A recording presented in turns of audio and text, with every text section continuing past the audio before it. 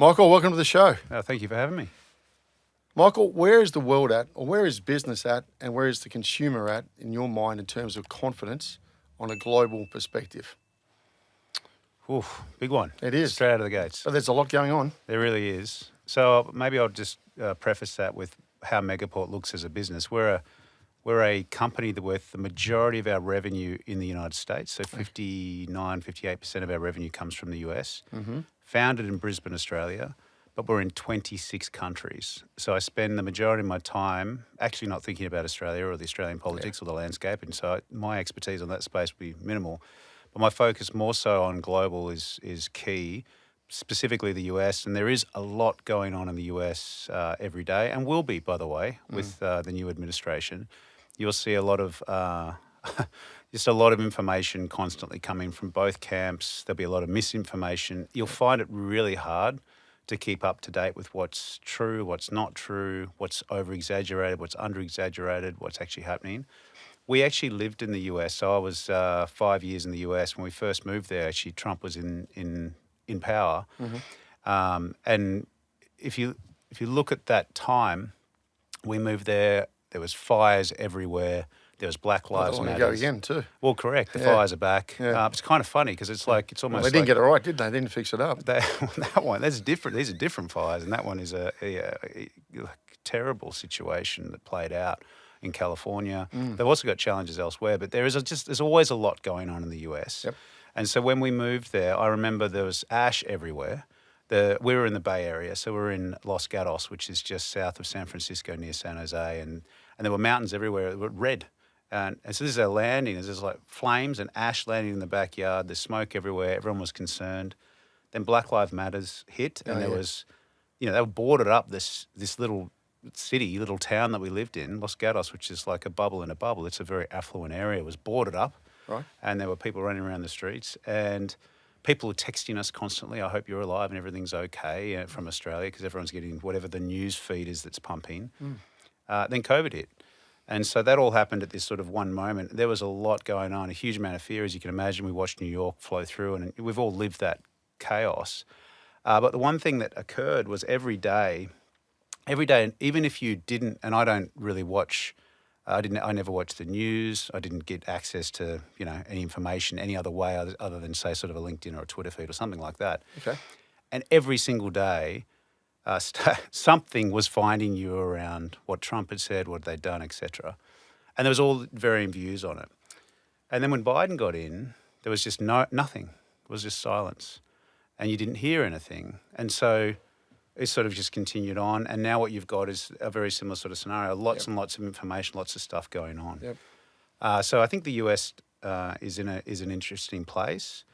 In terms of confidence sentiments anyway, or... Well, I think you've seen markets work with certainty or uncertainty. And leading up to the election, it was uncertain. And I give this example. I think there's always, when there's a risk of going to war, markets collapse. And then when they go to war, markets come back up. I don't know if you remember that during, what year was that when the world went to... 3 years ago we went to Ukraine.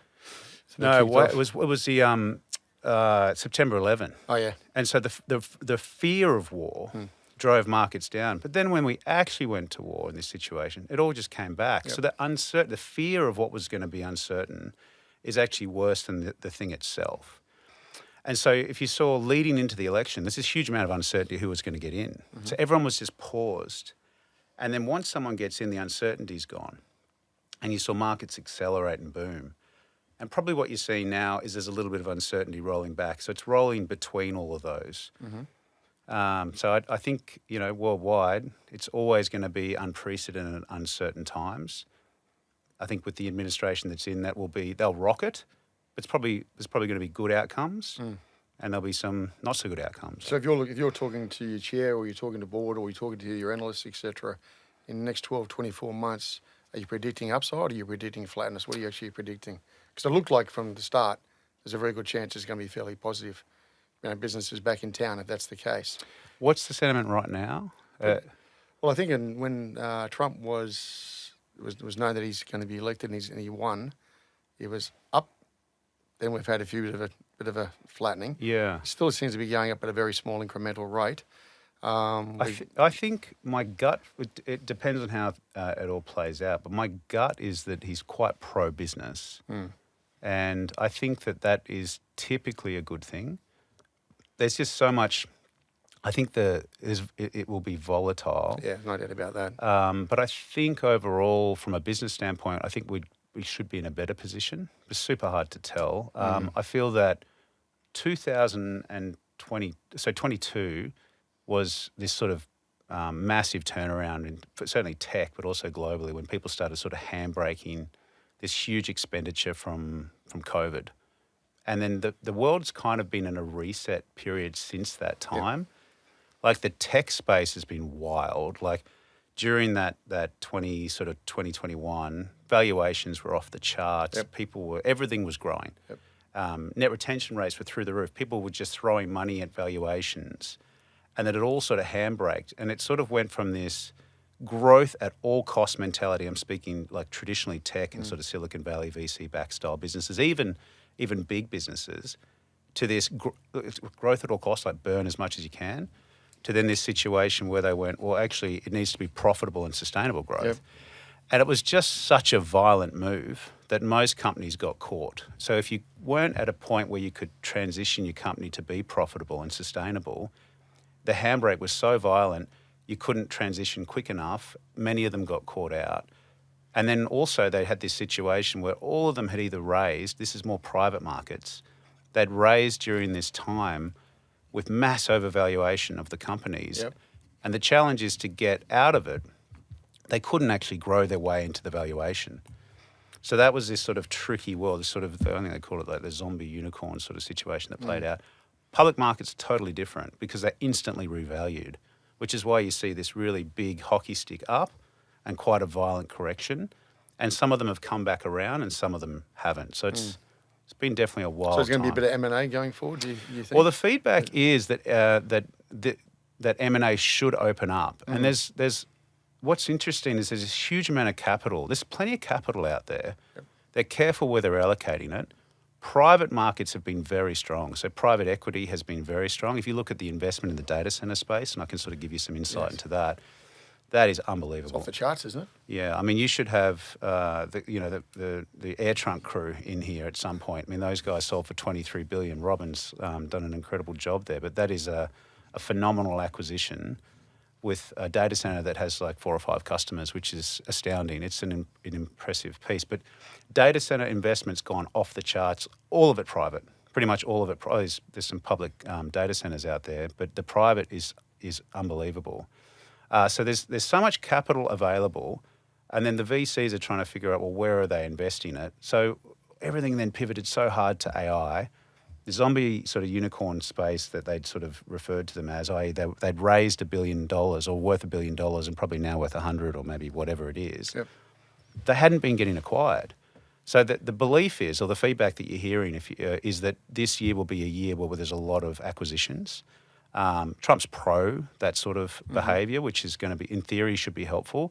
The other thing is there's a lot of private companies that are incredibly great businesses that are ready to hit the IPO market. So you reckon it's going to happen in the second half?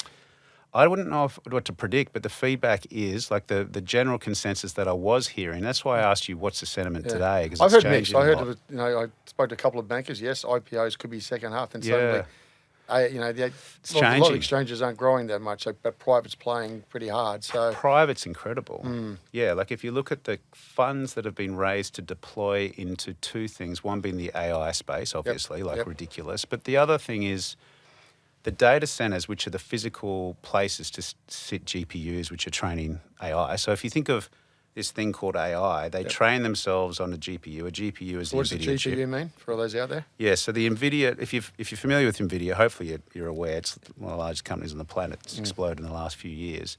They literally originally made what we called graphical processing units, so GPUs that were great for gaming. So if you're into gaming or your kids are in gaming, you needed a GPU on it. You probably saw it on some of your PCs. Well, it turns out these things can process and train AI models very efficiently versus what was traditionally CPUs or compute. And so NVIDIA has just exploded with OpenAI taking the floor a couple of years ago, and then everyone else rushing to go and build GPUs to train their models. The answer of all AI, the kind of key winner, has been NVIDIA, because it's kind of the one chipset that everything can run on. And so basically their growth is just off the charts. I mean, you've never seen anything quite like that from a technological boom. It's unbelievable. And what's happening is you buy all these chips to train your model, and the goal is to train your model as fast as humanly possible, which is this crazy arms race to get as many chips as possible. But then what they've realized is they've got to put the chips somewhere. And so the chips live inside data centers, and data centers need a huge amount of power to run these things. Come in a second, yep. And then the only thing you need if you've got a huge amount of power means you create a ton of heat, so you need some cooling. So there's this sort of dynamic playing out where people are trying to get access to power, and there's not an issue of capital. Like if you just saw the $23 billion, it's a small acquisition. Yeah. And I think if you look at Blackstone and just the investments they've got in data centers, billions and billions and billions, and they're just pouring more into it. Companies like DigitalBridge with $80 billion funds that are going to pour another 80 billion or whatever the number is over the next 10 years into more data centers. These are just small private companies, well, Blackstone's massive, but they're small in comparison to the overall when you add them all together. So, yeah, it's a wild space. What about Europe? And then the other? Yes. And the other one was going to, and obviously Asia, i.e. China. Yes. So Europe. So we've gotten we don't land in China. For many reasons, but the main reason is the majority of our revenue is United States. United States won't have you really. From a telco perspective, you've got to stay clear of China, actually. So we can get you to China via partners, but we will stay out of China. We've got massive growth plans for both Europe and Asia. Okay. Also South America. We just launched in Brazil, so we've got all these different sort of locations. Europe's been had a tough run, I would say. I was a CRO at Thousand Eyes, and we were sort of watching that flow out when the Ukraine war came, the Russia pipeline, all these access to power, and there's a lot of a green agenda which puts them under more pressure to access more power, which creates sort of pressure on the on pricing and so forth. I think, and Australia falls into this category. Just if you look at the domination of companies coming out of the United States, like taking the world by storm, is so powerful. And so there's not a huge, I think we started to see slowing, and then you saw, COVID was really tough for everyone worldwide, but it was tough there. And then we had the Ukraine component, then the power price, all these things sort of culminated in just more and more pressure. So their rebound out of that COVID scenario has probably been a lot slower, this is my sense. Mm-hmm. And that's why for us, when you see it, our growth is astronomical through the US. We'll continue to invest and grow there. Huge amount of companies are from there, but it feels like the US is getting stronger and stronger and stronger. And the companies in the US are getting stronger and stronger and stronger with their global presence. In Asia, it's a different mix. If you look at our customer base, a lot of financial services companies that are servicing the masses. Mm-hmm. And if you go to Australia is a really good example, huge amount of revenues from Australia because this is where we were founded and actually where we first scaled before the US. So it was sort of ANZ and then, or ANZ, depends on how you want to say it, and then into the US. When you look at the businesses that are here, I live in the tech space. There's not really many tech companies in Australia that have made it globally. Megaport's pretty rare actually to be even listed on the ASX. Founded here, and the majority of our revenue in the United States. It's sort of rare. And you'll always hear companies like Canva and Atlassian as examples, but Atlassian's listed in the US. Canva, if they go public, will be in the US. So it's what's rare to have a company that's sort of managed to scale that's here and still traded on the ASX. And there's some challenges associated with that because they probably don't fully get what a tech business represents. But and it's far more mature in the US. But we can sort of cover that later. Mm-hmm. But there's still so much growth for us in Asia. ANZ, we've probably, most of the companies here have leverage us. And those companies are typically, if you look at the big companies in Australia, the big four banks, the miners are separate, so separate those for a second. Then you've got, say, PwC, EY, Deloitte, but they're global, so they're also big. Then you go into Woolies and the Coles. Coles. Well, a lot of the stuff that we have is servicing the people in Australia. there's not a huge amount of companies that are making it successful outside of Australia, like Woolies and Coles, No. you know, and Westpacs and Yeah, NABs cool. and CBAs. Domestic players, right? And Telstras and all these big companies are servicing Australia. So finding real, like great global stories is, I think, a little tricky. And it's a shame because I think we can make a bigger impact. You've got mining resources, completely different story, but they're sort of, it's starting to become a bit more global in terms of how these miners are working. But yeah, interesting. That's my take on the global. And I'm not an expert in this space. That's right. And for those out there who just want to get an understanding how the world's going and AI and how you're going to provide the energy, etc., which we come to with the data centers, where is the world taking us in AI? What's it looking like? It's moving like so fast. I don't know if you saw, so ChatGPT sort of came out and just blew the world away with this thing called AI, which was unbelievable. And then when you look at the progress, it's been a couple of years actually since that's come out. And so some, like all tech, some things are really quick and some things are way slower than you think. It's a bit like self-driving cars. I could have sworn that we wouldn't be driving cars right now, and yet pretty similar. I mean, Tesla's got some cool stuff, but we're so much further behind where I thought we would be. Drones, or like flying into work with some sort of drone. I just thought, 10 years ago, they would have progressed much faster. But so the software side of things progresses super fast, which is what's happening with AI.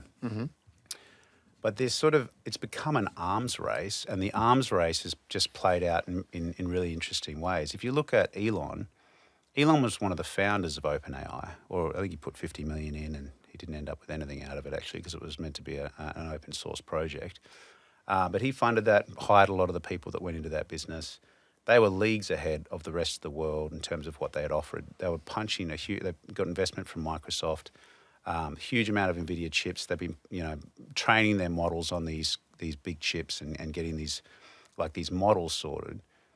And then Elon's like, well, actually, no, I'm going to get involved in this as well with XAI, which was Grok, via Twitter. And he, in effect, I mean, if you have a listen to his most recent interview, what he did with data centers in what was I think it was 4 months, blew companies away for what they could deliver in 4 years. And he's almost, and I think if you look at it, and every day would be different. So tomorrow, whenever this podcast comes out, it's probably Already out of date type it's thing. already out of date.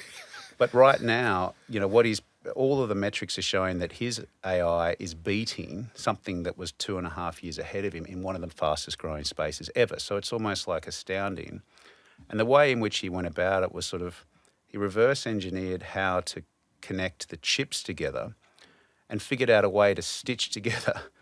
I think the story is you could get 50,000 of these NVIDIA chips to work as one unit, maximum.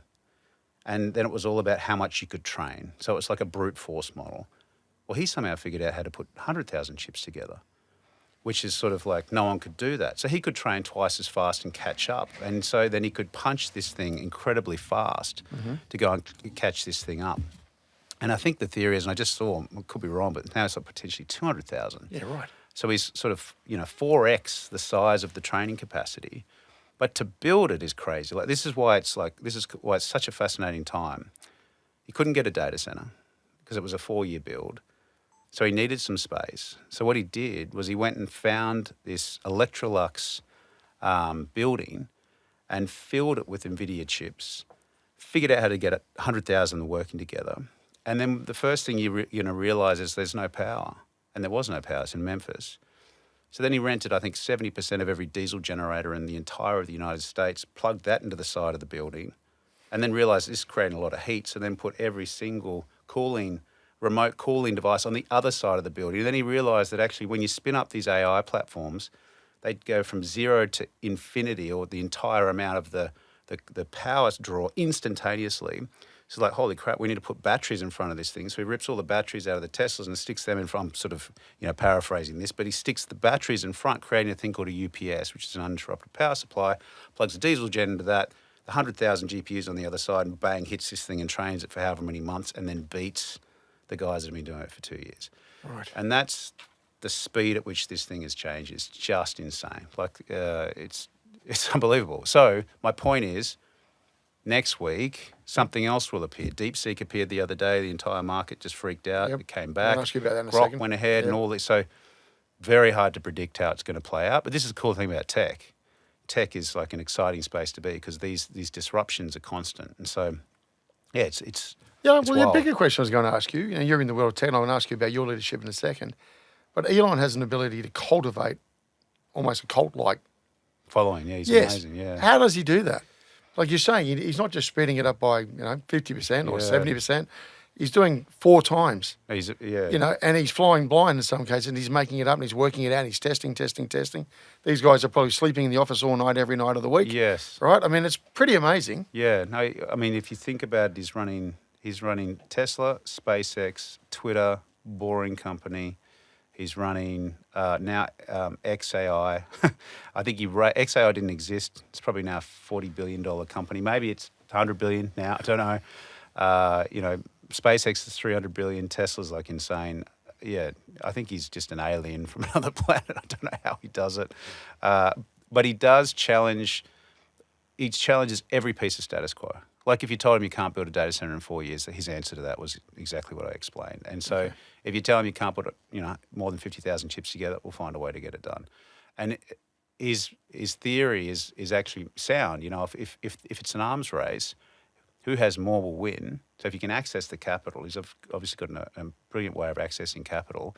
And he's obviously got incredible engineering background, and he finds these wickedly talented people everywhere. Oh, by the way, he's doing the Doge thing as well, so I think he's busy. Yeah. He's busy. He's polarizing though. A lot of I think this latest move, he's probably had most of the US a fan of his, and I think now 50% will not be a fan. So it's interesting to see how it's all playing out. But his impact on the world, be it from electric cars, space, and now AI is just profound. Like I think more impact than I think anyone else. Love him or hate him, that impact will be there.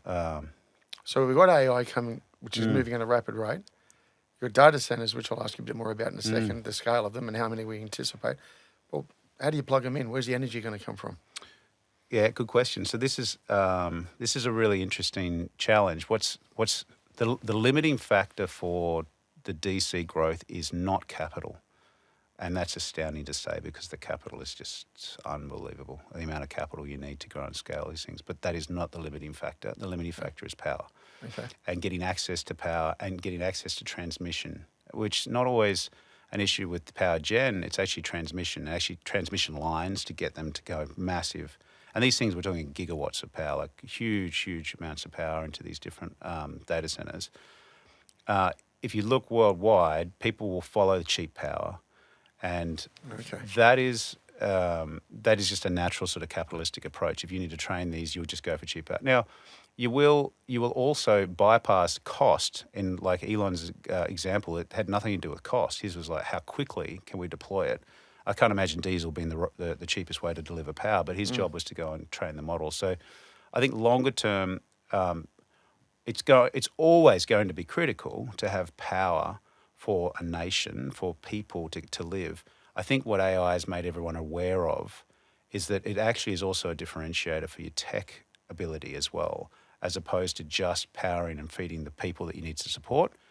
If in the future, let's see how it plays out, but power will play a very real role in AI and everything else. So the question is, if you haven't got any power or if it's too expensive, you can't deliver that as a product globally. So if Australia's more expensive power, You're penalised, right? will be penalised. It's Yeah, no okay, different to labour that you get very low cost labour out of China or India. But the world usually writes itself with this piece.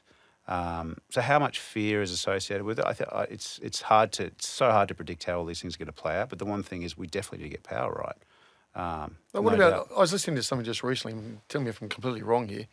Is that the satellites going to be used for beaming down energy, Possibly. or is it going to be beaming across to a data center, which is also going to be a satellite? I heard. Well, I mean, space. Like, They're talking that, aren't they? If you pivot quickly to again what SpaceX has done, Starlink is probably one of the most incredible innovations that we have seen, and that is they're low Earth orbit satellites, so they can actually deliver connectivity in a way that we couldn't before. Most people are like, but we've had satellites forever, sure, but they're geostationary, so they live a huge distance away from the Earth and they stay there, $1 billion asset, and then it takes a long time to build them and you get it up there and it stays there. You would have heard people, I own a portion of a satellite that sits up there.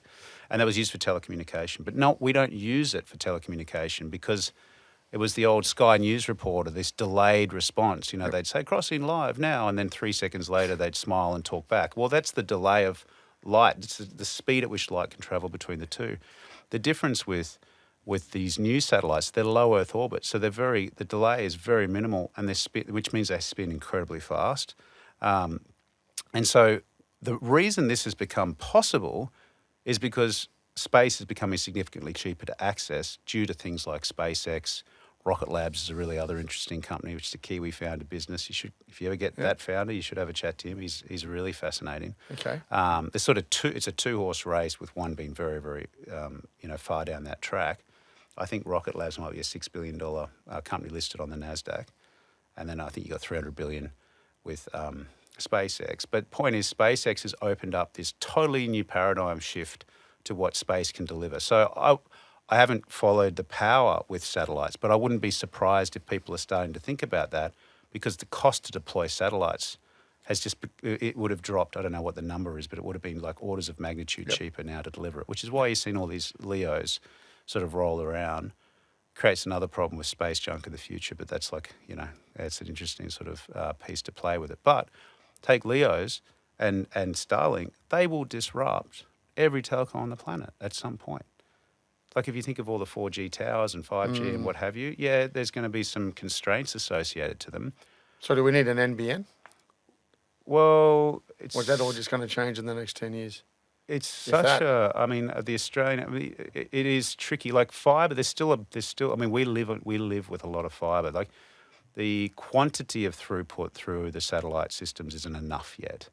It's a long way off. Like fibre, I think will always have its place. And if you look at a lot of the fibre builds, and frankly, like if you look at Megaport, we stitched together something like 6,000 pieces of fibre globally across 26 countries, 950 data centres. We live inside 950 data centres physically. Right. And we've stitched these data centres together in this massive redundant fibre backbone.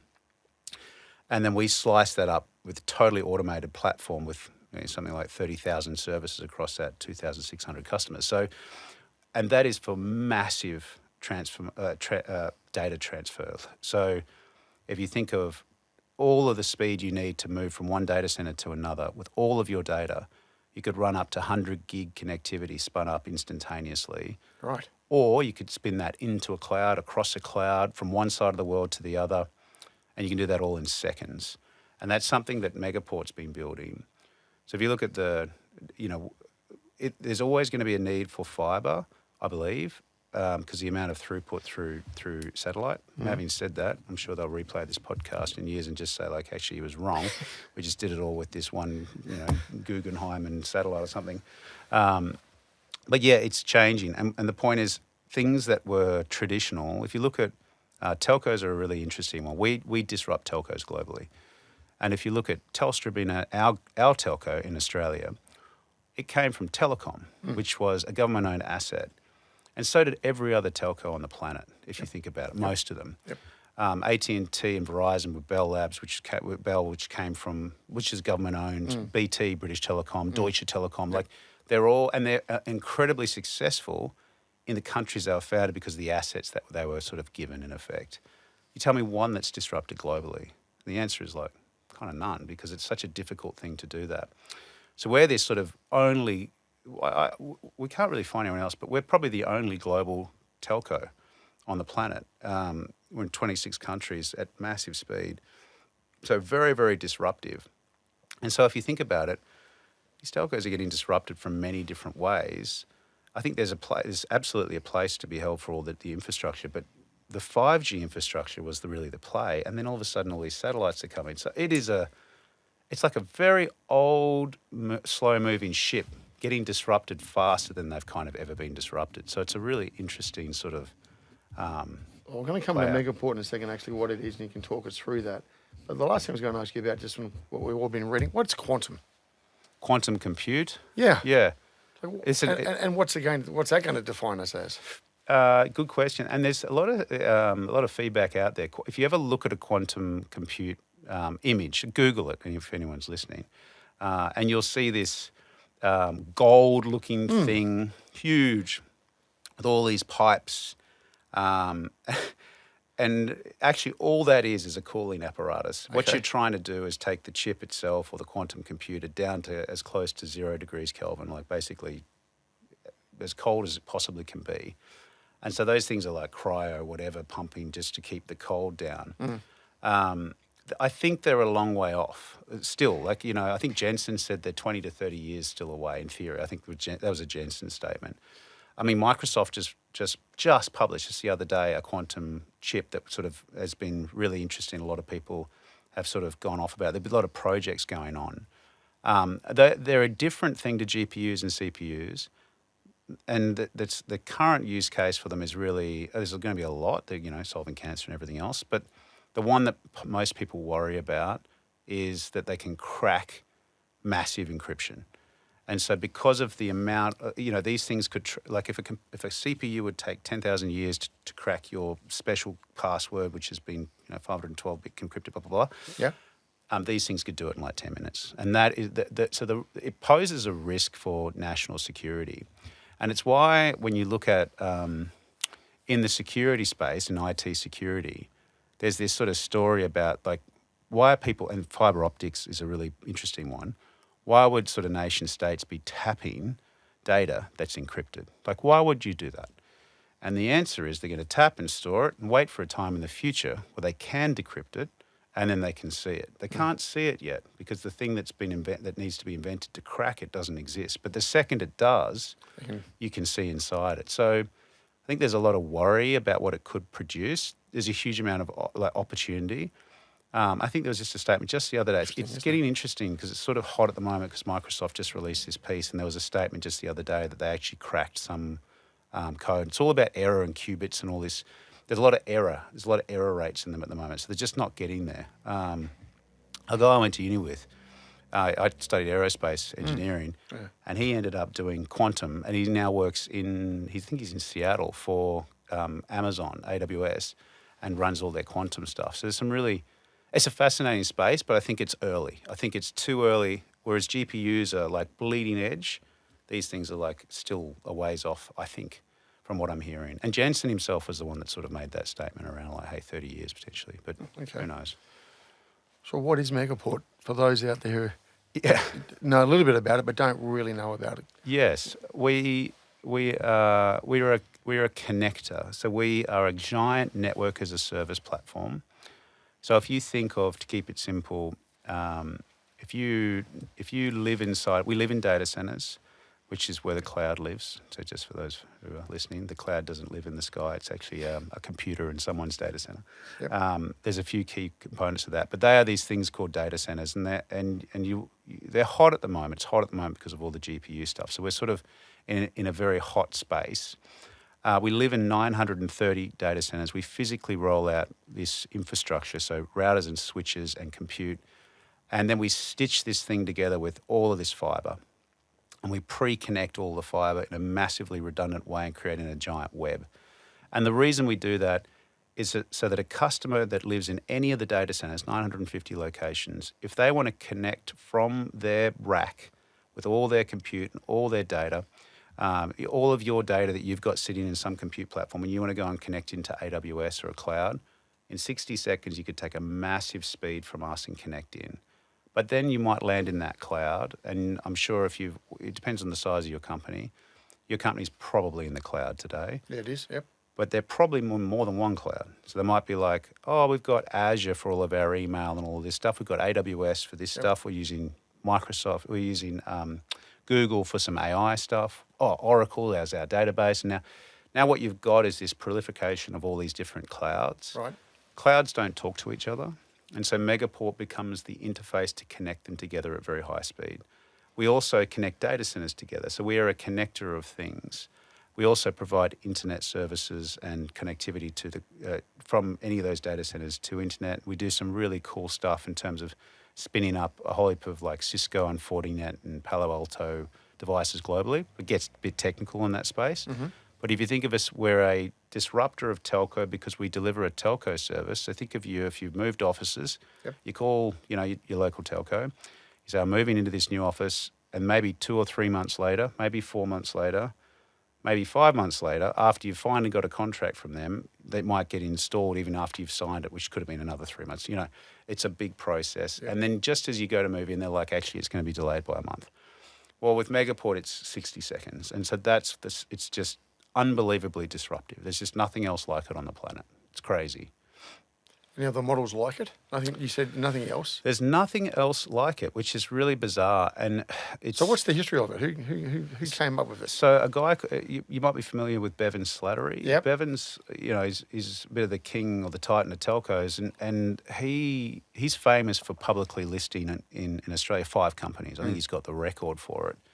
And so if you look at his history, it was, he founded an internet company back in the day, and then a clean internet company for schools, and then it became a data center. So it's like his progression is he landed then into a data center company. The data center company then needed connectivity, so he created a connectivity company called Pipe, and then Pipe needed connectivity just around on fibre in Australia, so he rolled all that out, and then he's like, we don't have enough connections to the US. So he's like, I'm going to run a subsea cable from Australia to the US. Crazy big thinking, literally did that, landed in the middle of 2008 and nearly lost it all, but actually connected and then sold that to TPG and then, exited with a bunch of cash. Then he put that into founding, I think he took a month off, and then he founded NextDC, which you're familiar with, fantastic Australian data center company. And then inside NextDC, what was coming was this thing called the cloud. And, now we all know the cloud, but 11 years ago, that was pretty new. And no one believed that it would really amount to much. And all of a sudden, AWS comes along and tries to sell people to this thing called the cloud. And then they needed to get from their data center to the cloud. So what was happening was AWS would say, hey, Westpac, big bank, I want to sell you something in AWS. Westpac's like, cool, I'll buy it. 4 months later, Telstra turns up with a connection, and AWS is like, we really need to get this thing moving a bit quicker because we get paid on consumption and what have you. Yeah.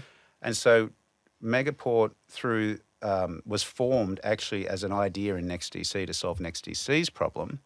But it was formed because it was like, if it solves NextDC problem, it solves every data center's problem. Right. And so this company was sort of spun up here and then dragged to the US by AWS to solve their problem, which was how do we get customers to move faster into their cloud. And so then we scaled dramatically through there. We're now, again, 950-something physical data center presences globally in 26 countries. It's just, there's nothing else like it at all. Yeah. How long have you been CEO for? Year and 3 quarters. Okay. What did you inherit? It was, it's been a bit of fun. I'd say the company, and this is well known publicly, has been through quite a dramatic turnaround in many shapes. The first one was like financial. So of all this great stuff, yes, financially needed help. It was broken in a few areas, and this is I'm actually on the Investor Roadshow right now. Our stock just popped 30% on just literally one announcement that we made as our half year. We're quite a volatile stock, I would say. I think we're at 1.8 billion, and if you look at it a few months ago, we're probably around $1 billion. So probably added 800 million in market cap since January. There's a whole range of reasons to why the volatility sits in there, none of which is related to the performance of the company. It's an incredibly, it's an awesome product, and the company's been through a lot. But I'll talk just quickly. Is that the messaging? What's that? Is it part of the messaging? No, I'll explain a couple of things. So, One is when I landed in the business, the company was in a position. Remember, the world pivoted rapidly in 2022 to burn cash and growth at all costs. Yep. And there was this, literally what was happening in the Valley, and all tech companies became a part of it, was this insane growth occurred. Everyone was going to go after that growth. So you could raise $100 million in VC funding in the Bay. This isn't Megaport, but this is what you could do.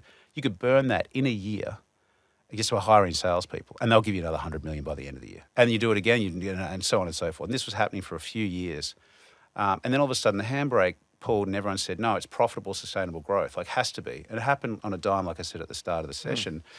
Well, Megaport never pivoted, and so we were in a position where they were needing to have a raise, they were running out of money, they were burning a lot of cash, so they needed to actually have a moment where we got the company fiscally on track. So that was sort of the entrance, fiscally turn the company around, and in the first quarter after I landed in Q3 and Q4, we reported publicly net cash flow positive, which was just like mind-boggling. And the stock just exploded because people were betting short selling on the downside. Now, is that on sales and / revenue, or was that cost? It was mixed. It was a bit of both. And so there was some pricing increases and there was some massive cost slashing or cutting, I suppose, inside the business across all sorts of things. Yeah. Okay, right. Yeah. But it just needed to be done. A bit like what I was saying at the start, sometimes you just need to make big moves and then you can align the business around that. Before we do that, why'd you take the role? It's a good question. If you actually look at the company itself, and this goes to the point that I'm raising, in a tech business, so I lived in tech my whole life. I was in the Bay Area. All I did was acquire sort of SaaS-style tech businesses from sort of VCs in that Bay Area, and got a lot of exposure to successful acquisitions inside Cisco, some that didn't work, why you would acquire. The last company was Thousand Eyes, which was an incredible SaaS business that exploded in there. So I had all of these experiences, and all we did was understand great tech businesses. And the one thing I learned was if you've got awesome product market fit, i.e. the product solves a customer problem, if it's priced well and you can take it to market without spending more than you get, it's an important point. If you've got an ability to take it to market, i.e. there's a market that's big enough and you can sell into that market. So you can't just have a great idea that you can't really take that and let people know even if you can sell it. So you've got to be able to get it to market, which is a go-to-market piece. Yep. And if you're going to be differentiated, so different to the other competitors in that space, if you have all of these factors, you're going to win. If you're not differentiated, so if you're the 12th best company, it's really difficult. So you've got to beat them probably with cost, and then it's like cost is never a great thing to beat them on, and so forth. And so I just spent my life looking at what makes sense for these companies. When you look at Megaport and all tech businesses, and anyone listening to this should think from a tech perspective, the product is so important. It's the key. And so if you have a great product that solves a customer problem, like Megaport, that's highly differentiated, no one else on the planet does it, that can be delivered to a customer in a way that's, in effect, ideally cheaper, if you can get that, and remain highly profitable, and you can deliver it even in a more resilient fashion, and you are disrupting a very old school space that could never pivot their way into success, and are typically and are not global anyway, so they just can't catch you. That is why you join a company like that. The fiscal side you can turn around. The go-to-market side needed turning around. I can turn that around. My background was CRO functions. In a second, yeah. And so all of these factors. People you can turn around? People you can turn around. Absolutely. And did people want to be turned around? 100%. Like there's so much passion inside that business for what Megaport is. Yep. It had just been sort of led down different paths. Markets had changed. There's lots and lots of pieces to that puzzle. So stepping into the role, literally there's one exec left on the exec. One guy called Darren Rockstar, who lives in Sydney. Okay. He's our COO. Every single other exec is new, including me. And then we got to rebuild. So we got fiscally under control, which gives you the freedom to go and build what you need to. Then it was massive execution on go-to-market to get go-to-market cooking. Go-to-market cooking? Go-to-market cooking, like cooking with gas. Firing. So the go-to-market being the frontline sales. You don't get many shots at it, do you? No, well, you can buy yourself time if you're physically okay, and the other thing is, most VC-backed SaaS-style businesses will have 5 other VC-backed SaaS businesses chasing, and if you drop the innovation, you usually get overtaken really quickly by the one that's chasing you behind. Great example is what I just referred to before: OpenAI getting chased by Elon. Yep. You don't want to be that guy's mission, and so all of a sudden he's taken them. Now they might take them back and what have you, but the point is, in our case, what's really rare about Megaport is it's a network as a service play versus a SaaS play. It's really easy to disrupt software players with great software. It's very difficult to disrupt infrastructure players. We live in between the two of those. You can't disrupt a data center. 4 years to build another one. What are you going to do? But SaaS, well, maybe a cooler version of whatever app you're using. Uber might get disrupted by Lyft, whatever. They're always fighting each other. So the second someone drops behind that, they're going to be behind. And for us, what was really astounding for me to see is even though the innovation had stopped in the platform, which is a massive thing we've turned around, by the way. It stopped. Even though it had stopped, right, okay. the product was so differentiated and the space that we're in is against telcos, and telcos cannot innovate. They can a little bit, but not really. And so lucky, any other world in the tech space, you would have been decimated because you would have been overtaken. In ours, we still remained the leader. And then you go, all right, well, now that we've got a mission around innovation, if we pivot for a second, like I said, what was the most important thing? Product is the most important thing for the business. And if you put all your energy into ensuring that you're innovating both on the existing platform and adding new products to that portfolio that constantly lives on the platform that you've built and it's differentiated and all those factors, you will just grow and grow and grow and grow and grow. And so this culture of innovation got instilled back into the business a year and a half ago, and all the products that we've been releasing. Well, how did you instill it? Well, you drive that. How do you do it? Come on. The same statement I just gave to you. I said the mission for this company. Yeah, okay. You got the big chief exec gets up and says the mission. How did you drive it? Well, then you got to hire the right people. So this is probably back to your world. Yeah. Yeah. So here's. Because it's not easy. It's not on a sheet of paper. No. So I say this example a lot. AI doesn't build products, just to be clear. So here's a really interesting statement. If I said to you, the product is the most important thing for the company.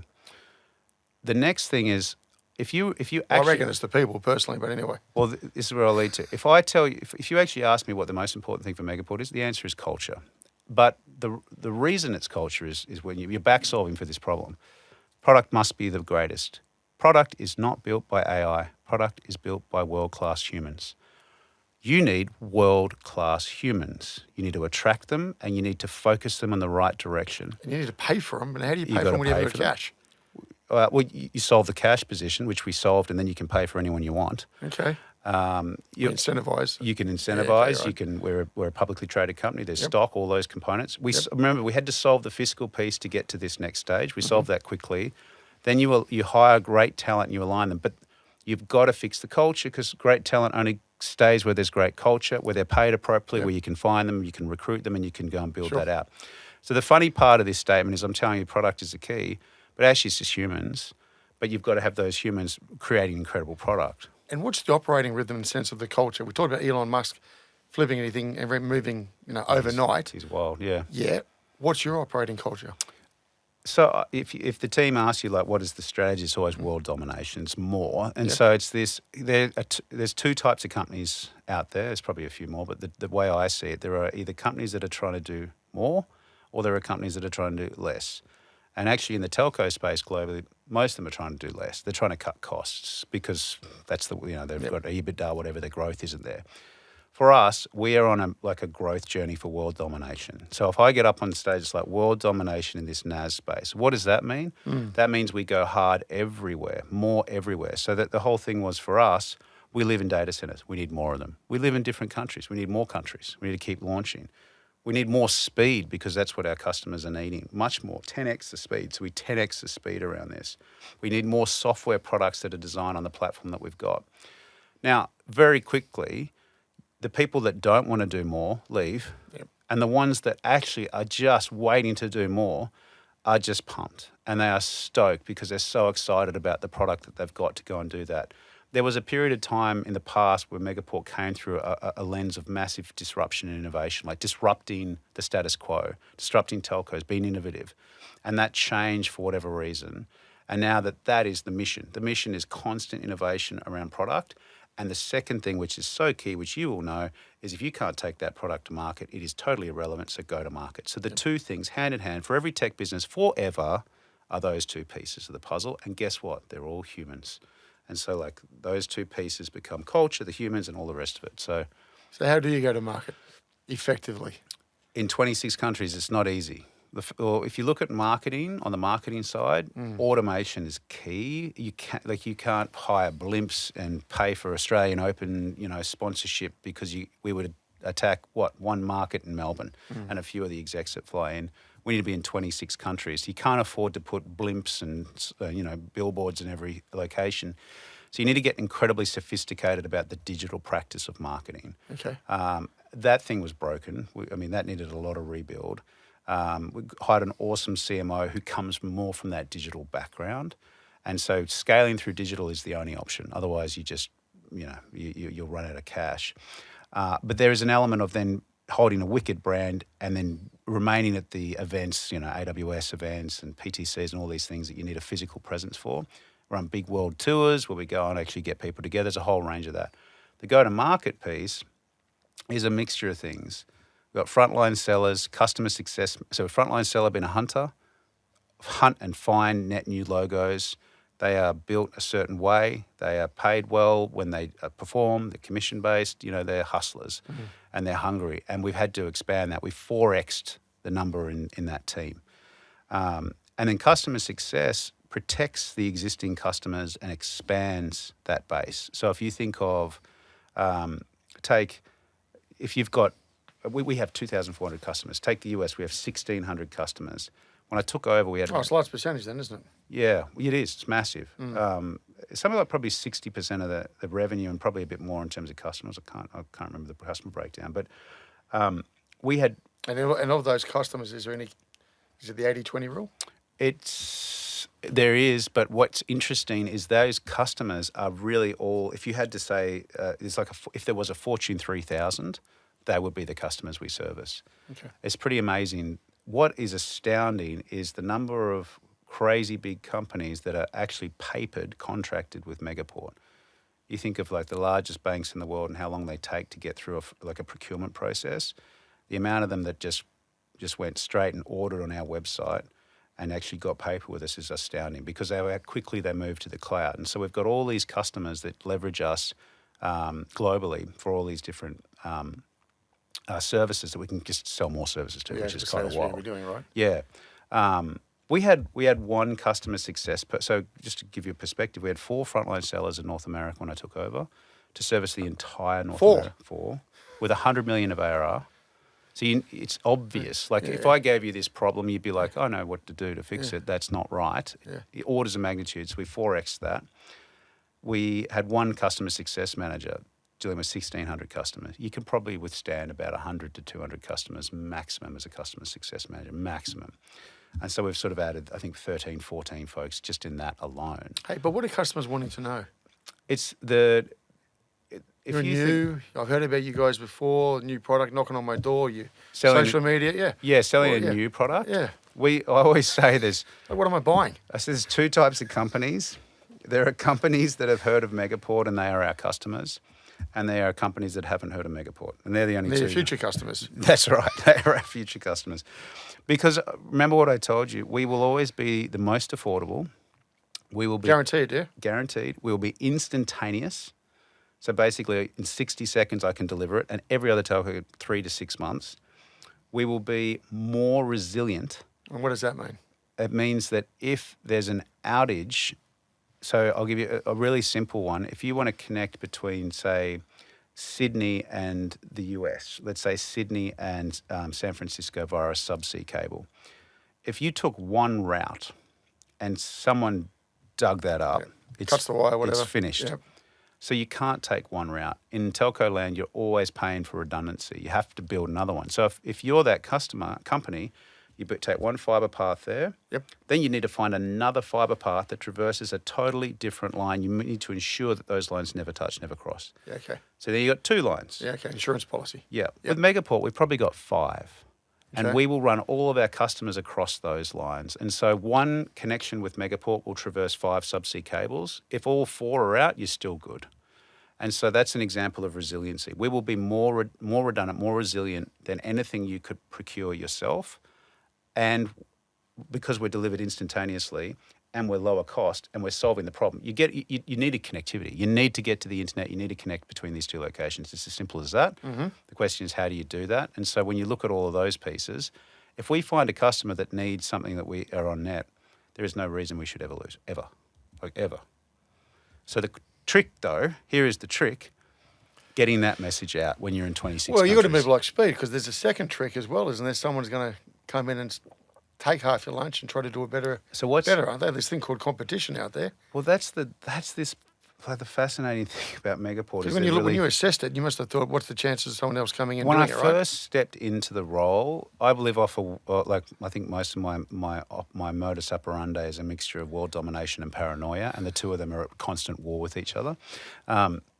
And so if you look at that, I remember being paranoid a lot, and it's taken me a while to figure out, like, very clearly, it's not possible. It's too hard. And so I'll give you a really simple example. The only ones that could really disrupt us now, we're too far through. It's too hard to catch up. No VC in their right mind would fund a Megaport to rebuild it. Okay. And kind of like if you're the first there, having another one makes zero sense. So it's super hard to disrupt us.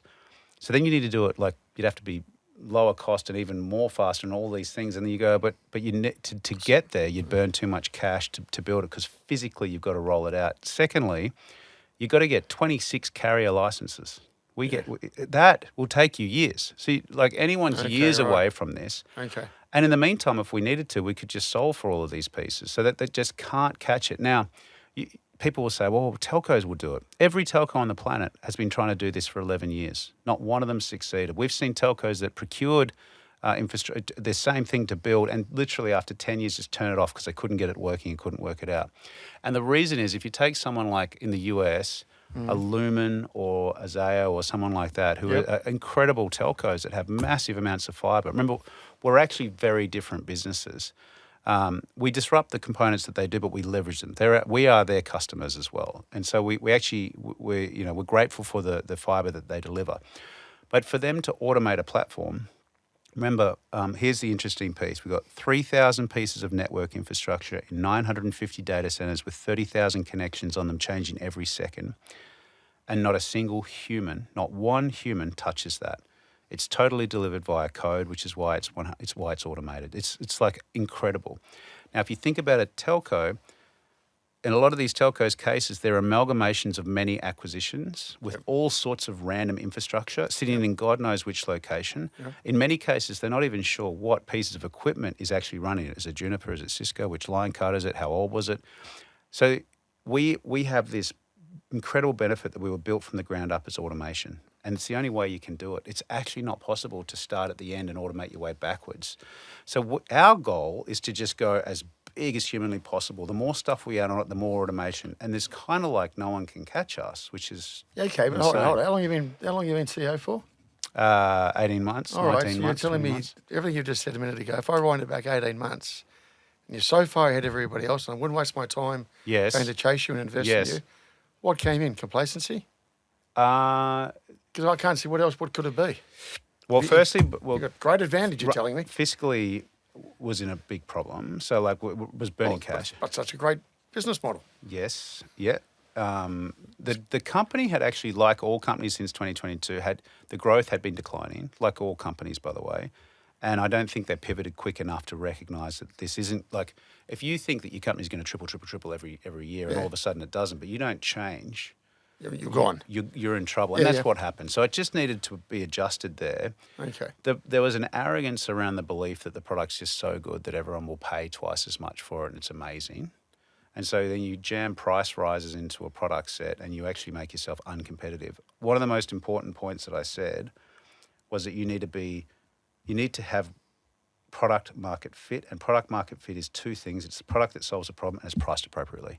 Like, for example, if you want to get from A to B the car, you could buy a Lamborghini. It's very expensive, priced out, and say, well, I'm not going to be buying any Lamborghini. Good customer experience. It's great experience for a moment in time until you hit the curb and everything's a problem. Like whatever, you know what I mean? So, yes, you can still get there, but you're always going to find a limit. Now, the point is, I think if you look at first principles, what the company should look like, and rewind to where the first principles has the company, that's so important because that will drive all your decisions moving forward.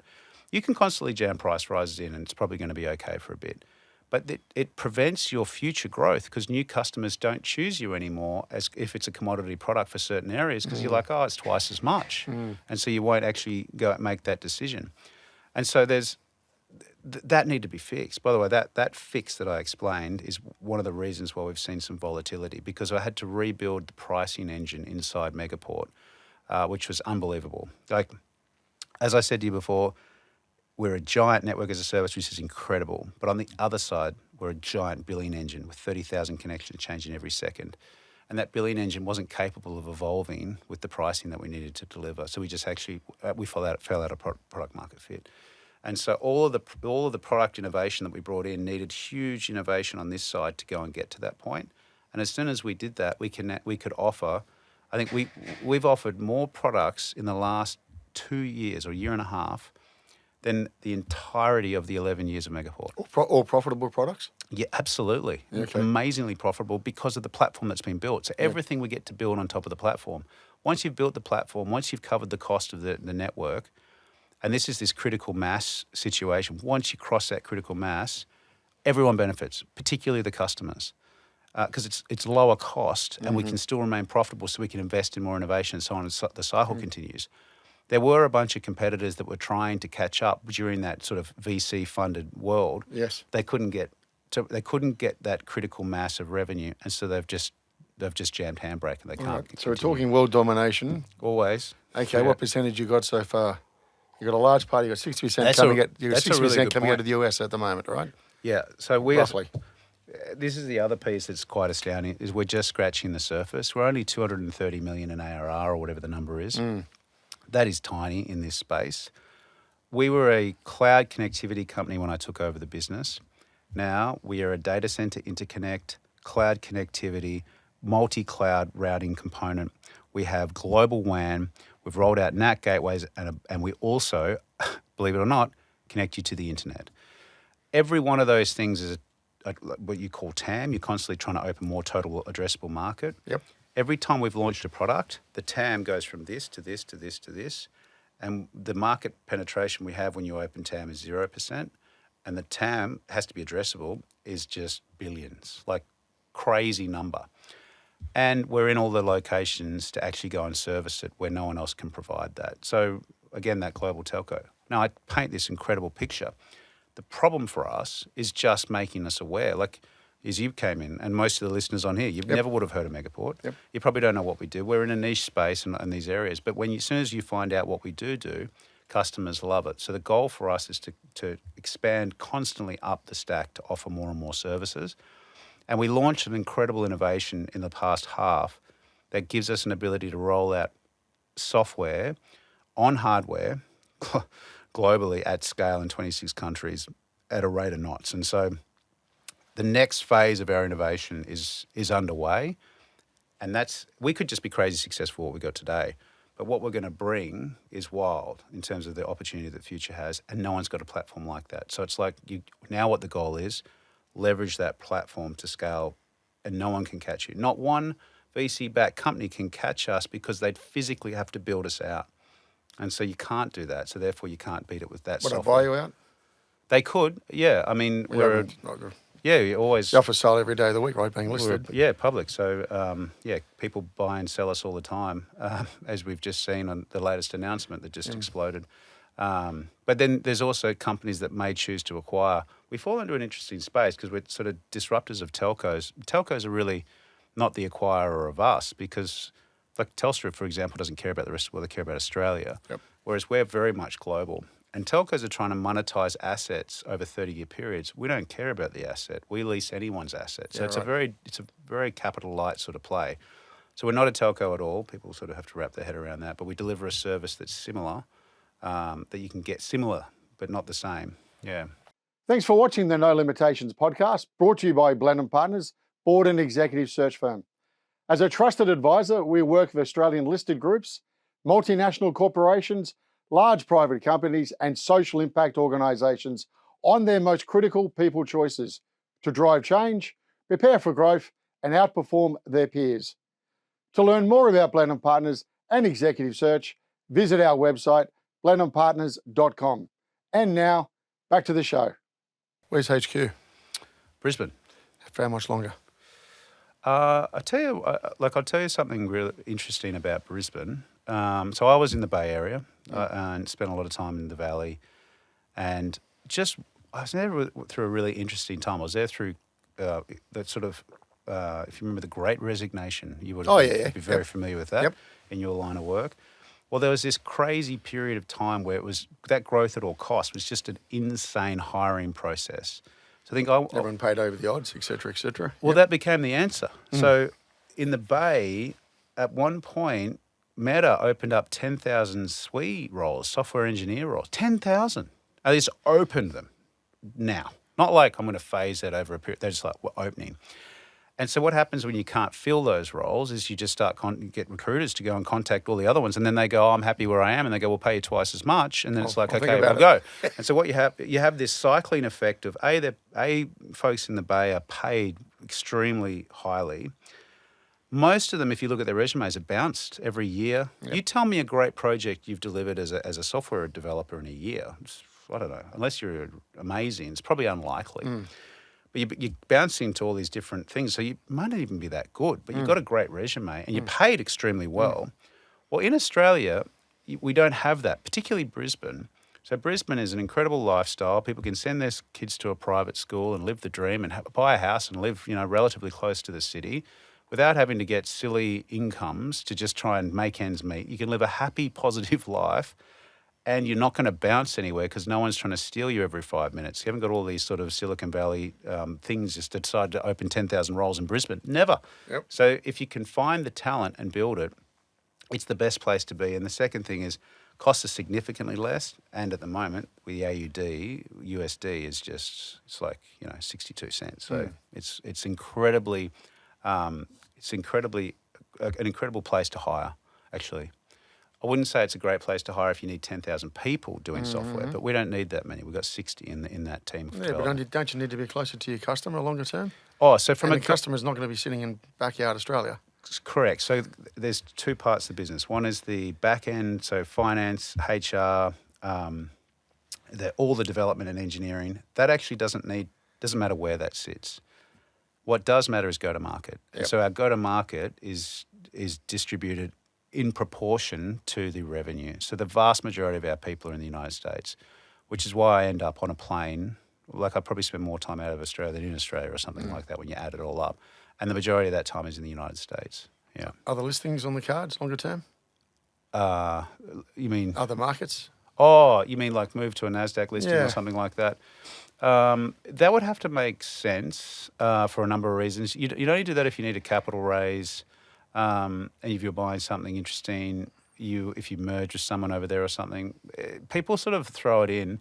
There's actually sort of a scarcity value in being in Australia. There's some benefits to being on the ASX. There's some negatives associated with it as well.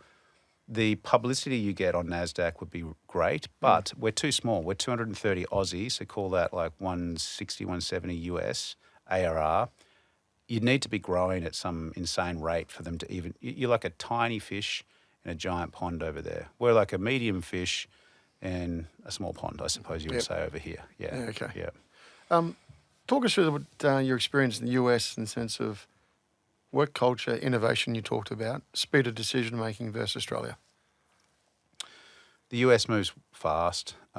It's a very capitalistic mindset. That example I gave you with Elon it's like if there's something slowing a business down in the United States and there's a great opportunity to go after, they will find a way.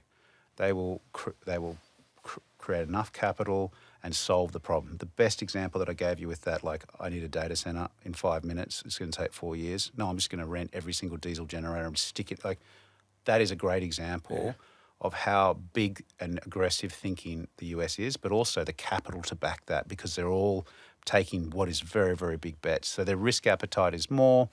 There's more capital available, and it's just the mindset is there.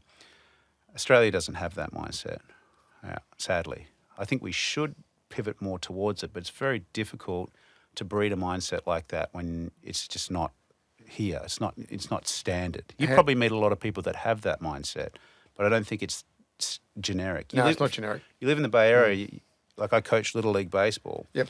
The people that are turning up to that team are like changing the world. Yeah, look, the other thing you've got is the challenge, I guess, and I don't want to put you in a difficult situation at all, but Australian boardrooms and the constitution of Australian boardrooms are very, very different to the US. Very different, yes. So there are.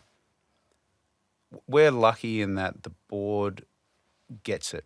I think there's a situation in Australia with that you have proxies and a whole range of different pieces that sort of try to put a square peg in a round hole. Sure do. That's a very difficult thing to play out. But yeah, that falls more into a problem in compensations to compensate execs appropriately. And I'm sure get onto the world market. yeah, exactly. right. Do you want to take a company that's going to disrupt the world? Yep. And do you want to run that on an ASX platform? If you look at a lot of the tech companies that are here, a lot of the founders are still like. If you look at WiseTech, it was a bit of a tricky one at the moment, but a great example is they're usually the founders that still own huge proportions or percentages of the company. That's probably the bankers back anyway. Yeah, and then you've got. So in the US, it's a very different compensation model, far more stock-based compensation mindset. And so when we hire, and I've taken our investors on a journey, we need to hire world-class talent in the United States. To do that is a lot more stock compensation. Australia doesn't really think about stock compensation. I think it's one of the most important things to align everyone. I think everyone should have a portion. And in fact, everyone at Megaport, I think we had like 2% of the company had stock.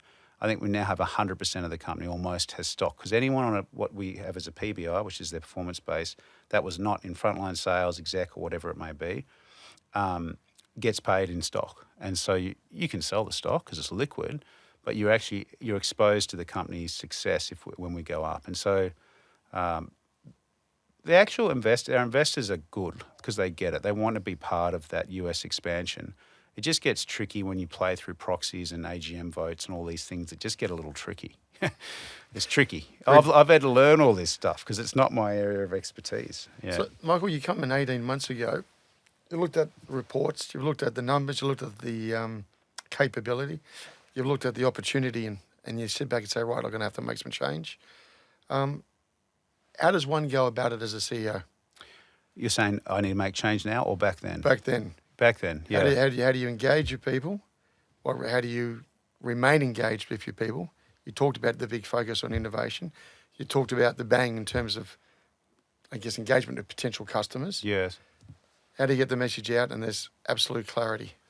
To our internal team or market as well? Actually, both. Yeah, both. Well, the good, I think if you look at are you emailing me every week, or is it a update once a week? Is it? Yeah, good question. I don't know. You walk the floor type person. I don't know. Yeah, that's good. Particularly in your industry. Yes. There's a bunch of things. And by the way, your communication internally and externally can cross today. So a really big part, and you'll know this, when you're trying to attract wicked talent to a company, what's the first thing that individual is going to look at? They're going to try and figure out, well, is that a company I want to work for? Correct. And how do you figure that out? Like, genuinely, you're probably going to follow them on LinkedIn and look at what information's been shared.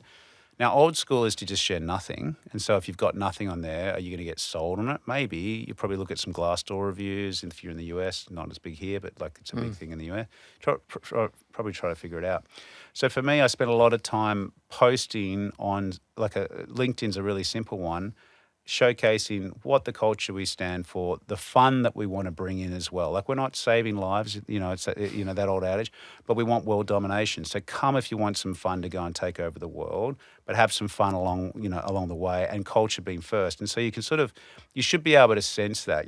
We wear T-shirts. If you walk into our office with a suit on, it's like an allergic reaction. They'll attack you and then you'll spit out the other end and you won't know what happened, and they won't know what you're doing there. They'll think, what's going on. So there's a culture inside this, which is a fast-paced tech startup that's mature and well-funded and publicly traded, so it's not opaque. So there's this merging of those two worlds. Mm-hmm. People will get on board with the mission, but you got to lead from I'm a big believer of, you've got to live the dream. I will make cold calls. You will see me making videos and trying to sell the new product.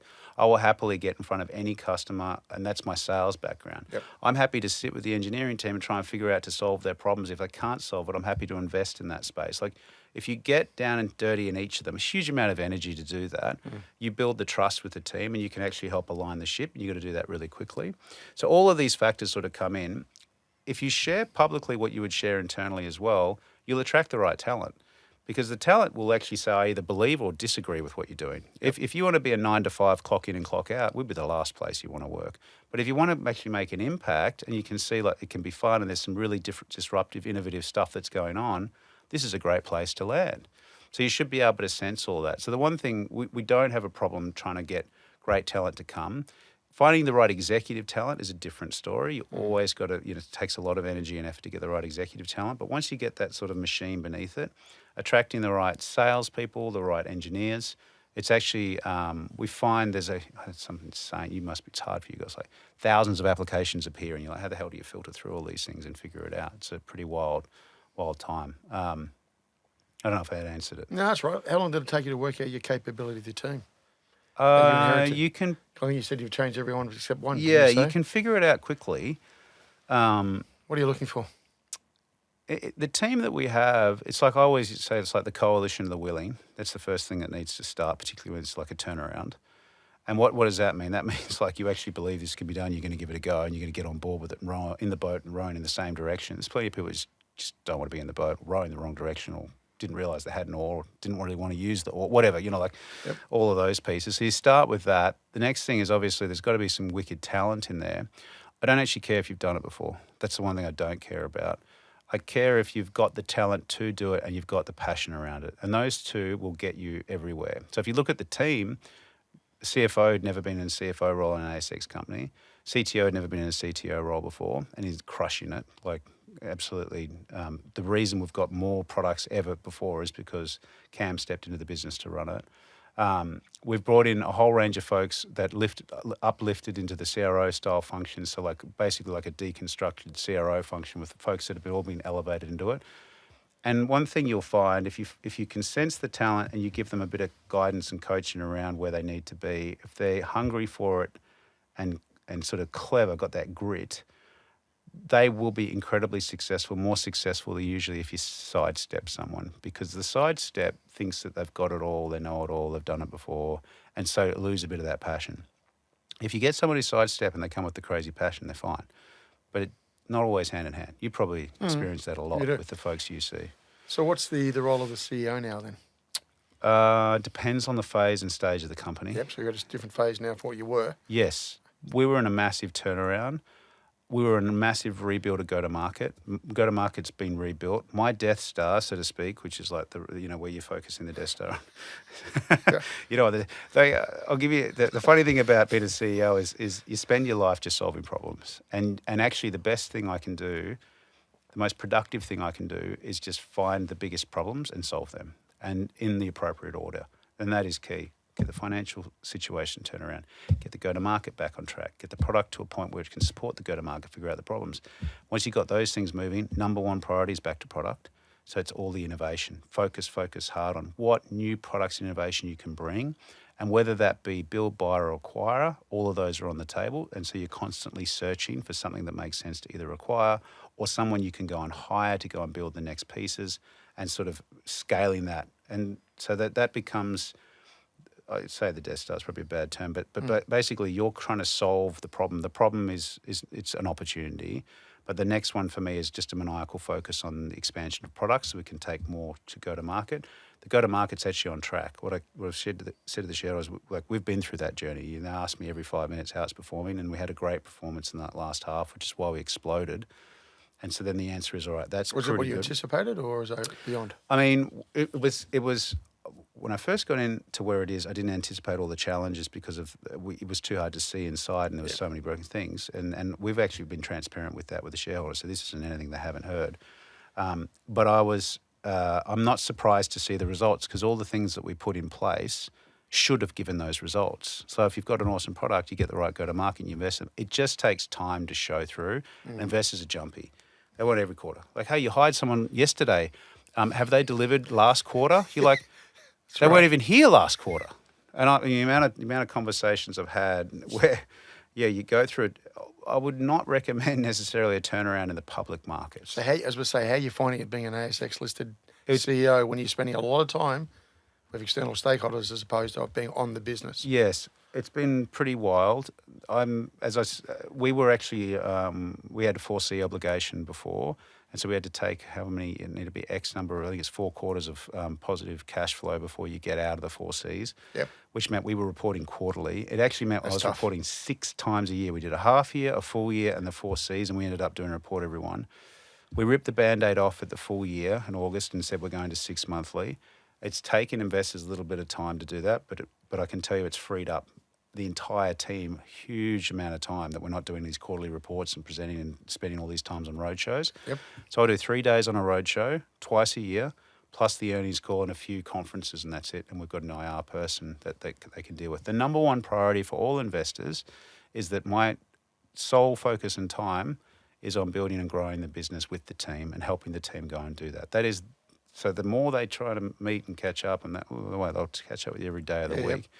But they would also argue they don't want you doing that either. So they actually get it. The investors definitely get it. The ASX piece is, I think the ASX is a great place to land. You just got to understand what you can, how to play inside that space. There's interesting obligations around continuous disclosure and a few other pieces that doesn't live in the United States. exactly. So that's different. Just once you've got your head around that and you've got a great team, if you're listening to what I'm saying, I'm probably for many CEOs maybe who spend a lot of time with investors and hanging around in that space. I'm focused much more on the business, and we've got an IR person, we've got a great board with awesome experience on ASX, and we've got an incredible company secretary who just like keeps all of that in perfect alignment. And our job is to just grow the business within the realms that we've set from a guidance perspective. Yep. We also gave guidance for both revenue and EBITDA. So it actually, That's a tough call. yeah, it fits in that. It was something I inherited, and so you can't You wean ever them off. continue doing that? It's very hard to take something away from an investor Yeah, I base know. once they have it. It's very difficult, which is also something I've learned. There's lots of things inside our metrics that reporting, and I said, like, I don't think a lot of these even make sense, but you can't take it away from them because they've built their models. And it's like, whatever. Like, you want to model it Do on the that. analysts understand your model? Well, they all have their own model, and we've got 17 analysts on us. Yeah, 7. Okay. It's a lot. They're getting there. Like well, are they getting there? Who knows? You know, we had a massive short position, 10% short leading into that last earnings call. Right. No one really knows why. I don't know why, it's not my space, but it feels a lot like gambling to me. Mm-hmm. And that short position didn't play off, so we popped. So we ended up with 20 or 30% up on the day. But if you go back to January when a lot of these shorts were on, I think we're up 60 to 70% or something like that in 2 months. It's wild stock. Like we're a violently moving stock, and the goal was to take a lot of that heat out of it by giving guidance and all these pieces, and still wild. I don't know. So I've given up on that. What we're doing is focusing on growing the Consistency wicket. of messaging, I guess, isn't it? We were super consistent. We've called a really tight guidance range. I reaffirmed that at the AGM. Geez. It's hard to know. So we're working through it. This is why I say it's very hard to go through a big turnaround in the public lens. They just want very consistent metrics. And so we tough, gave good metrics. Like we showcased certain things that they couldn't see in the turnaround. And it's sort of, I guess it came through, and there were probably a lot of folks doubting that it was going to, I don't know, who knows. All the long-term shareholders, like, we knew it was coming, it's fine. And so you've got this it's pretty interesting. As a CEO who's concentrated on the business, how far ahead are you thinking? And how does that operate in your space, which is moving at 1 million miles an hour? Yes. People always say, like, what is this, like, long-term 5-year plan for Is there everything one? that you can see? Well, this is, I go back to that statement around world domination. I say you sort of tongue-in-cheek. Well, the answer is, if you focus back on that product set that's solving a customer problem, is that sticky, yes or no? Is there a much bigger market to go after? And the answer is it's enormous. So long as we constantly focus on innovating the product that we have, no one can catch us. And it's already got great product market fit. And we will constantly grow. But if you add new products, whatever those new products are, anything that makes sense inside that space that's sold to the same buying center that we sell to today, that leverages the platform, anytime you can add a product like that, which we've added a whole range of products recently, you open up massive TAM. So therefore, your opportunity just gets bigger and bigger and bigger. So if someone said, hey, 2 years ago, Megaport's TAM for cloud connectivity is X, I've already added tons of TAM. Like when I say the business has executed against that. But there was this vision to say, like I said, that same strategy that I just said. So you're constantly trying to find all of these products. When we added internet, the TAM just exploded. So now you would say, whoa, the 5-year plan is to go after all of these. Well, 2 years ago, that couldn't have existed. And in 2 years' time, we're going to have more TAM, ideally, and we're going to be like, I can't believe this company. So you can't predict what TAM you're going to solve for, execute, and quickly, but you just know that you have to run after it, and directionally that's the right way. And you need to stay inside all these fiscal components and get the team on a mission without breaking everyone, because that's the risk with me. It's like we're moving so fast.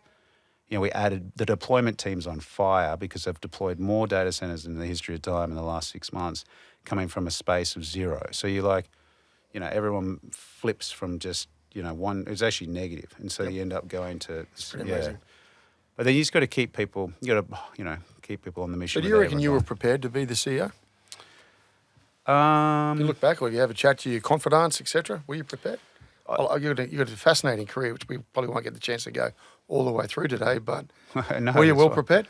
I think so. I tell you that the step, I did this interesting podcast with a CRO group, revenue collective, that were asking me the question of the role moving from CRO to CEO, and this is a discussion. And as I thought about it going in, it's much harder to move from the head of sales for North America to a CRO, into the CRO role, than it is to move from the CRO to the CEO role. I'm not diminishing how tough a CEO role is, to be clear. It is not easy, particularly when you go through these sort of turnarounds and they're public and all the rest of it. There's a huge tax on you personally and professionally in your private life.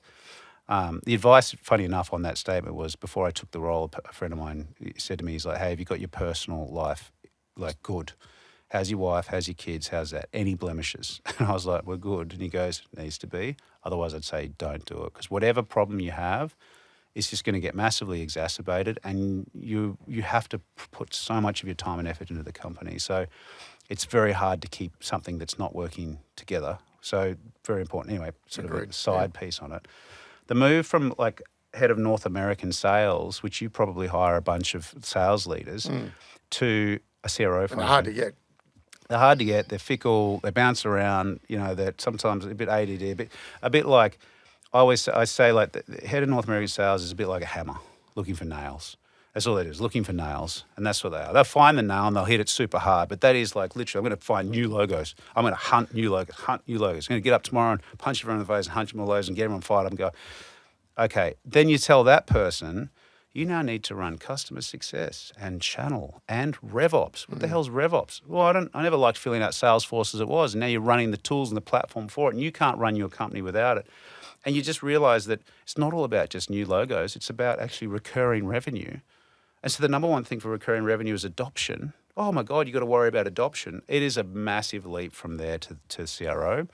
So if you're a really good CRO, you don't have to be good at all those factors, but you've got to respect all those functions. And you learn quickly that you have to be very good at understanding the functions and then putting the right human that's passionate about that function, the right channel person that punches the air about channel every day, the right customer success person that's a mixture of love and farm, the right hammer for the nails in this one, all of the, and that's what you're trying to piece together. And then someone is going to bring all the systems and tools together. That's super hard. So you actually have all the functions of a CEO and CRO excluding product and CFO style function. You still have finance function and you still have OpEx around how much you can spend and what have you. But you don't have the CFO function, you don't have product. So the biggest leap from CRO is to actually owning product. Actually, don't think if you get a good CFO as a CEO, you shouldn't have to worry too much about product. You get very someone you trust on that side. Absolutely. But on the product side, that's the biggest leap. And so if you spend your time, my background was aerospace engineering. I'm very technical, love all those sorts of components. So if you spend a lot of time being super passionate about product and try to take that to market, you learn the things from the customers, what the product should be doing. So you spend all this time back and forth product, if you're good, if that's how you're driven. And so for me, here's a question for you. Yeah, I know that part where you're saying you learn off from the customers. Yes. Steve Jobs, did he learn from his customers, or did he just reinvent and gave the customer something they'd never thought of? There are people out there, by the way, I don't know if I'm that guy, that will come up with an idea that's so big, and they are the people that take a company from 0 to 1. I don't think I'm that guy. I'm the guy that'll take you from 1 to infinity. Okay. But the 0 to 1s are the jobs. They are the Elons. They are just like, they are in such a different mindset. They're seeing things that don't exist and creating, not creating a product, a market for things. They're astounding. Bevan Slattery is a really good example of that. okay. That guy can see around corners and's created 5 companies that are all publicly listed. Now, when you listen to it, he's just constantly solving a problem, but that problem is something that had never been solved before every time he went and did it. Whereas what I'm solving for, I can see all the different things that our customers need, and I've got a massive platform that I can execute against. Can you see what the customers don't know they need yet? Well, a good example is this thing we just launched called Nat Gateway. But it came from us solving a customer problem. Like the easiest way to innovate is to listen to your customers. If you're Steve Jobs and you're literally going to invent something that customers don't realize that they need and that they need it, well, amazing. You know what I mean? Like And there might have been a trigger somewhere along the line from a customer anyway, right? I'm sure he thought about it along the way. Yeah. I mean, he knew we all needed music.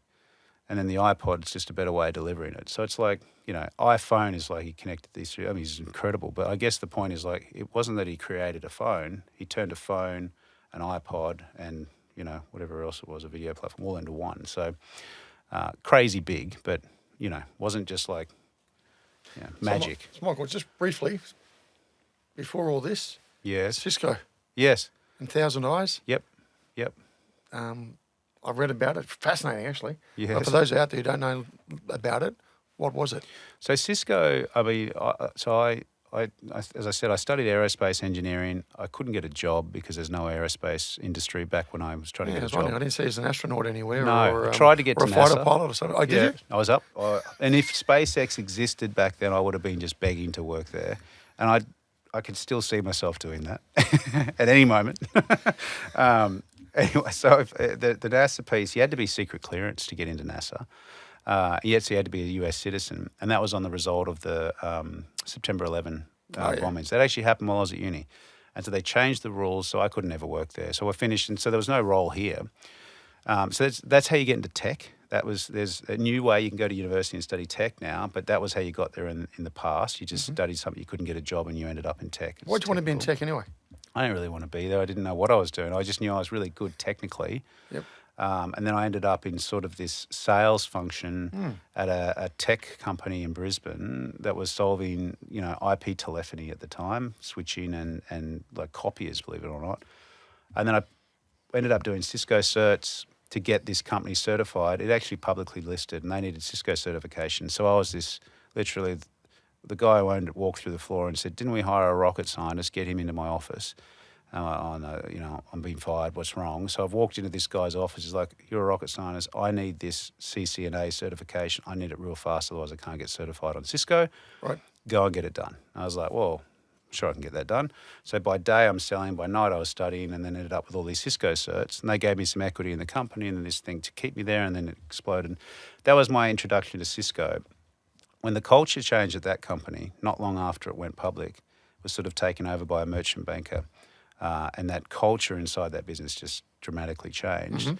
Then it was time to go and find something new, and I ended up in Cisco, which I did those certs in, and moved to Sydney and ended up running a bunch of stuff, but banking and finance for a long period of time. I was here for 10 years, had a ball, moved back to Queensland, around the northern region of Australia for a period, and then made this really bizarre pivot to moving to Silicon Valley, which is where the head office of Cisco is. Now, was that San your Jose. call, or was that their call to get you over there? It was my call, but Okay. I was an interesting role. I was interested in expanding and just growing. Had this insatiable curiosity, and I realised that Australia is not where, like, it's just such a small component of this. And so if there was an opportunity, it would be great to get to the US and see in the Valley and see what would happen.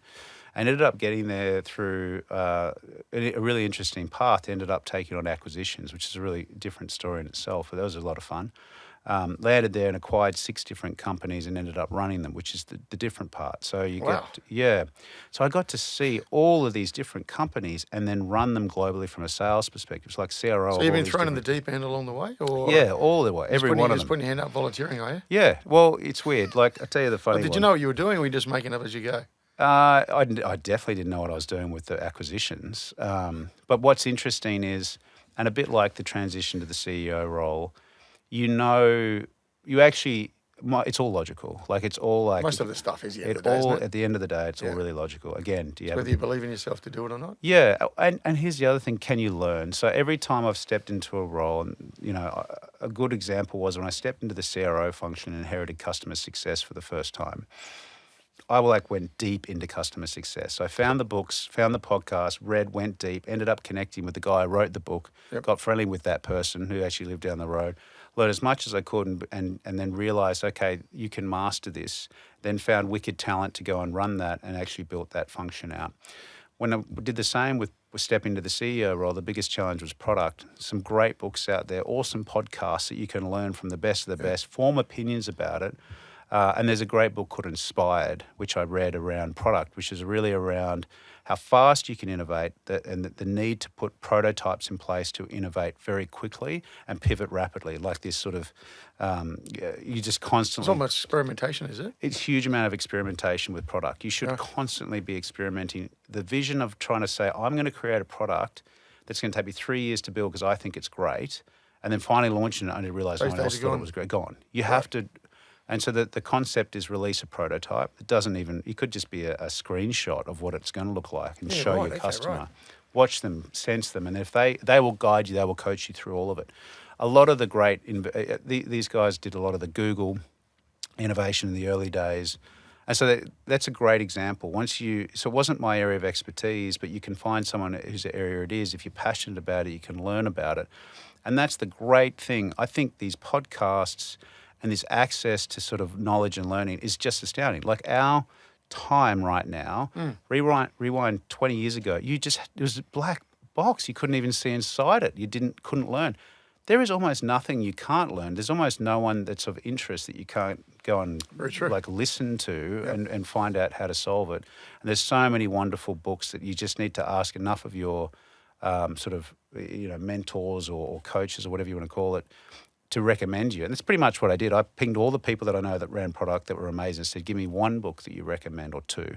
And then a lot of them came back with Inspired, and so I'd listen to that. When I customer success, I pinged a couple of folks that wrote other books. I'm like, what do you recommend? It's customer success, actually called Customer Success by Nick Mehta. I think you can constantly, learn the things you're missing. Be cognizant you miss them, and then go and figure it out once you get there. And then the rest is just taking action. And just remember, does business take the time to really get the customer success right? Does business take the time? Well, I think that the best businesses do, and if particularly, well, you weren't in a shabby business, you're in a good business, and you took the lead on it, didn't you? At Thousand Eyes, you mean? Yeah. Customer success rolls into the CRO function. So if you think about it, customer success is love farm, and when you realise that for a more mature business, take Megaport, 230 million of ARR, the new logo growth is going to bring us a portion or percentage, but not 230 in the next year. It took us 11 years to get to 230. Yeah, but you're accelerating. We're accelerating, but the core business is serviced by the customer success. So they protect your existing customers and prevent churn. Worst thing you can have is churn. And the best thing you can have is no churn and expansion. And that is what a customer success function does. They love and farm. Are you happy with us? No, you know what? I'm not that happy. Something's changed. Well, how can I make you happy? Okay, perfect. We've made them happy. They're happy. I'm going to stay. By the way, did you know we sell all this other cool stuff? Great. Excellent. I'm going to expand. That is your net retention. That becomes the key part of the business. And so if you haven't got that sorted, you can dominate on the sales side, but if you can't get the adoption, it's not recurring. It's like my gym membership. It's a very high risk membership. It doesn't get the adoption, so I cancel it. Okay. Yeah. What's the message you'd like to leave to all those young people out there, entrepreneurs or people making the move into tech? I think tech's an awesome place to be. So I think you can land in tech from any discipline, from any background. You could be a lawyer and land in tech. You could be an engineer and land in tech. You could just be straight out of high school and be passionate about technical things. You could just be a great communicator and land in tech. You can do marketing and land in tech. There's so many things. Tech's, I think, an awesome place to be. I think it's the thing that will constantly disrupt the world. It's the thing that clearly, and it is always fascinating because, as we've just discussed, we can't even put our finger on where this is going in the next 6 months with AI. But I can guarantee you it's going to be exciting and interesting and provide you good return and good income if you figure it out. So it's always dynamic. And the answer to get into it is, if you want to be technical, what I just described, you probably don't need to go to university at all to land in tech. And that's where the big change is going to happen. And if you wanted to land in networking, you would just go and do a Cisco Certified Network Associate, the CCNA course, and then you'd start and you'd land somewhere and just get experience. A bit like, would you recommend to your kids to go down a plumber or a sparky? I'm like, I'd be very happy if my kids went down that path. I think it's a wonderful discipline. I think 10, 20 years ago, no, it's got to be a lawyer, a doctor, an accountant or something like that. But I think the world's changed. Tech is never going away, and the cool thing is you probably don't need a degree, so it opens it up to a lot of fascinating humans. Geniuses don't necessarily get degrees all the time, so if you can capitalise on that genius and get them focused on it, again, I go back to the two pieces. If you're technically capable and hyper passionate, and you link those two things together, tech's an awesome, or probably anywhere is a good place, but like tech, you'll thrive, and you'll never get bored ever. So what's success going to be, Michael, for you? For Megaport, or for me personally? I have like an insatiable desire to consistently learn and grow. So growth for me is really, really important. So if you see growth in the company, for me, being able to take over the world literally with Megaport, not literally taking the world over, but just dominating from a network as a service perspective and expanding that product set, that is a sizable challenge, but an awesome opportunity that we can achieve if we focus hard on it. So that will keep me very busy for a long period of time, for as long as people allow me to stay in that role. And I think that's exciting. It's not often you can sit there and say there is an awesome opportunity for the future. There is a long-term future for the company, but as it grows, it's going to get more and more interesting. So it's like, I don't think it's a role I'll grow out of anytime soon or for the foreseeable future, being 10 years, whatever it may be. All right. And if you were looking back at the young gentleman who was studying late at night in Brisbane, Yep. and all these years later, What would you say? yeah, what advice would you give him? I probably wouldn't change much. The reason I say that is if I think if I gave myself some calming words, it would take out a lot of the paranoia that I feel, and I think a lot of the paranoia is helpful. The waking up at night and obsessing over something that could cause us pain, take us out, not win the deal, is probably the reason I was successful in many of those cases anyway. So it's like the last thing you want to do is say, hey, chill, man, it's cool, you'll get there, even though you probably go through the mental pain throughout it. So I don't know what I'd say, but I think I'd just say I don't think I'd change too much. I think I'm pretty happy with I don't think I'd say much. I wouldn't want to change the path. I'd say spend more time with your dad because you lost him pretty young. That would have been the advice. Yeah, that's probably the only one, but he worked pretty hard, so that was impossible too. So Yeah, there's times like that you'll have to share it with him too, isn't it? Yeah. He died at 57 when I was 24. So it was actually okay because I was through uni, I was in work. But had that been a few years earlier, I think that would have been a pretty difficult time. But yeah, I don't have any issues with it. But this is, if I had advice, probably be go and hang out with him more. Fair enough. Yeah. On that, thank you very much for joining me today. It's been a terrific show. I really enjoyed it. Pleasure. No, thank you so much for having me. Yeah. No problem. You've been listening to No Limitations.